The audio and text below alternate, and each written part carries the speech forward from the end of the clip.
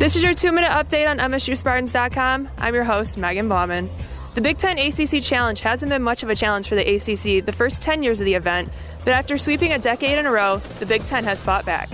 The Spartans took their turn on Wednesday night in their first ever meeting against the Miami Hurricanes. Tom Izzo welcomed back both Gary Harris and Travis Trice to the backcourt for the game.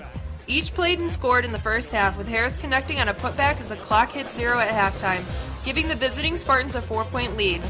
But after the break, the Hurricanes swept back in front with an 11-2 run and never looked back. Harris ended up with 12 points for the game and Trice had 9. Keith Appling again led the way with 15, but the front court duo of Derek Nix and Adrian Payne combined for just 7 points. Miami never let Michigan State back in the game, and they won their first ever meeting between the schools by 8 points, ending a 5-game win streak for the green and white. The women's edition of the Big Ten-ACC Challenge is in its 6th season, and so far the Big Ten has failed to win in each of the first 5.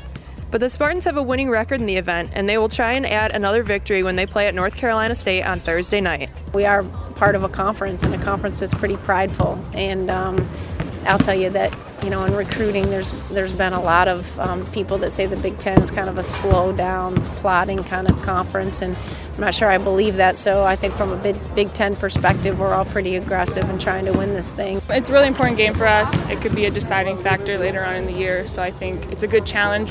They're the best team we've played so far, so it's a good challenge for our team. A busy weekend for home games on campus starts on Friday night when the hockey team hosts Ohio State at Munn Ice Arena.